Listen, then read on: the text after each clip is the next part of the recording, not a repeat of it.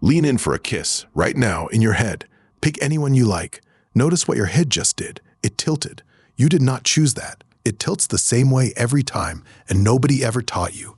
Hold on to that. It matters later. Now here's the part nobody ever told you. Kissing is not human nature. Scientists have gone culture by culture across the whole planet, asking a simple question.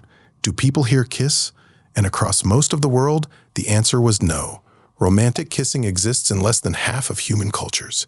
Everyone you know does it. Most of humanity does not. And when people who had never seen it watched it for the first time, they did not find it romantic. They found it disgusting. There are old field reports of entire villages bursting out laughing at kissing Europeans. Look at them, they said. They are eating each other's saliva. To them, the thing you are watching this video about was not love. It was a hygiene disaster. And as you will see, in a strange way, they were exactly right. When anthropologists finally sat down and counted properly, the figure came out at 46%. That is how much of humanity kisses the way you do. The rest gets by perfectly well without it, and always has. So kissing is not built into your species, and yet you do it without being taught, and it feels like the most natural thing in the world. That is a real mystery, and it has a real answer. By the end of this video, you will know exactly where your kiss comes from. It is millions of years older than your species, and it did not start as romance. But not yet. First, you need to watch a chimpanzee fight end. Put yourself in a zoo in the Netherlands, years ago. A young scientist named Frans de Waal is watching the chimpanzees day after day, and what grips him is not the fighting, it is what happens after the fighting. A pair of chimps who were just screaming at each other meet, hesitate, and press their mouths together, and then it is over. Peace restored. He called it what it looked like, a kiss of reconciliation. Chimps kiss, bonobos kiss constantly, orangutans kiss, which raises an awkward question about your own love life. If apes that have never seen a romantic film are doing this, then who invented it? In Oxford, a biologist named Matilda Brindle set out to answer that properly. She collected every reliable record of ape kissing, placed each species on the family tree, and then walked the tree backwards through time, asking at every branch the same thing. Did this ancestor kiss? The answer kept coming back yes, all the way down. The best estimate puts kissing in the ancestor you share with every great ape, about 21 million years ago. Your kiss is older than your species, older than your genus.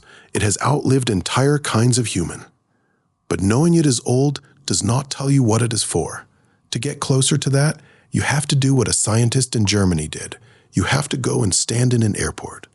Onur Günterkuhn spent years loitering in airports, railway stations, and on beaches.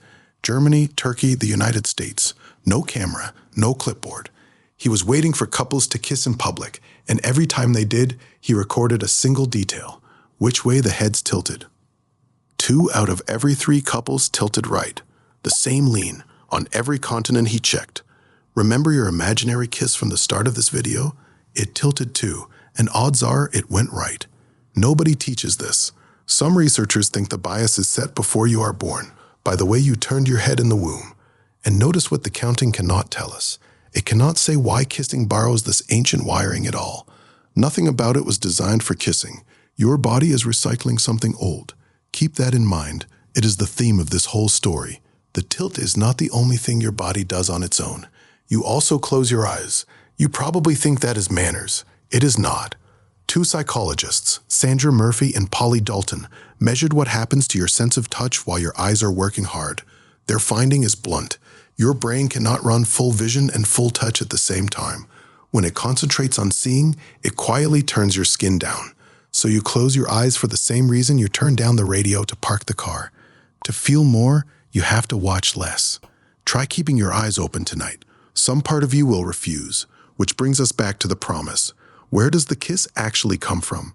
Watch apes when nobody is fighting, and the answer is hiding in plain sight. Grooming. Hours of it, every single day. Fingers working through a friend's fur, lifting out dirt, seeds, and insects. Grooming is how apes pay for friendship, calm each other down, and keep the peace. Now watch closely at how a grooming session ends. A primatologist named Adriano Lamera noticed that the final move of a grooming session is often this.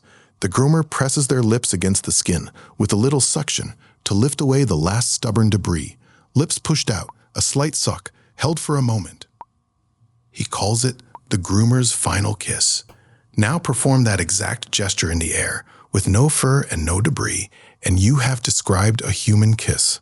That is the current best answer. Your kiss is the closing move of an ape grooming session, kept and passed down for millions of years after the fur it cleaned had gone. It was not invented for romance. It was inherited by romance. A hygiene routine that turned into a symbol, the same way a handshake outlived the sword it once proved you are not holding. And the story is not finished. Your mouth is carrying physical proof of it right now, and I will show it to you in a moment. It is the strangest evidence in this entire video. If you are enjoying this, now is a good time to subscribe. This channel is about the hidden science of being human, and there is a new piece of it every week. Because once the kiss became a symbol, it grew powers of its own. The Romans kept separate words for the kiss you give family, the kiss you give friends, and the kiss you keep for lovers. They even sealed contracts with a kiss, in front of witnesses. And when cinema was new, the very first on-screen kiss caused a small national panic. Newspaper critics called it revolting and demanded the police get involved. A gesture that started as fur cleaning had become powerful enough to frighten grown adults. So, the proof in your mouth. In Amsterdam, a microbiologist named Remco Kort asked couples visiting the zoo to do something odd for science. Kiss, normally, while his team watched the clock. Before the kiss, some drank a probiotic yogurt, filling their mouths with marked, traceable bacteria. After the kiss, his team swabbed both mouths and counted exactly what had moved across. A 10-second kiss moved roughly 80 million bacteria from mouth to mouth. And couples who kiss often do not simply swap passengers. Their mouths slowly converge until both carry matching microbial fingerprints.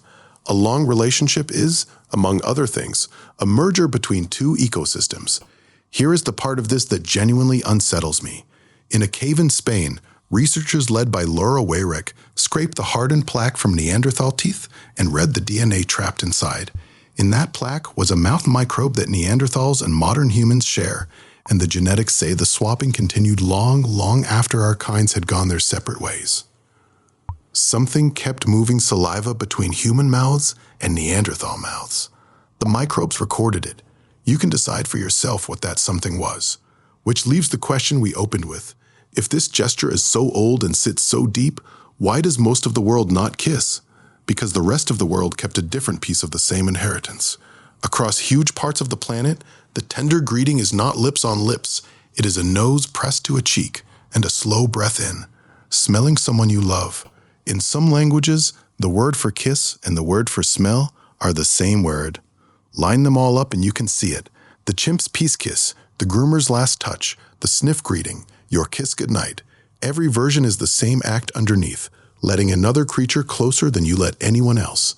Close enough to clean you, close enough to smell you, close enough to sample you. A body running its oldest security check. I trust you this near. Kissing was never really about lips. It is about the distance between two people and what it means to let it disappear. So no, kissing does not make sense. It is not universal. It is not necessary. It was not designed for love. It is a hand-me-down from an ape that was cleaning its friends long before your species had a name. Half the world found other ways to close the distance. This is yours. So lean in again. Pick anyone you like. Let your head tilt. It has been practicing for 21 million years. And close your eyes. You know why now.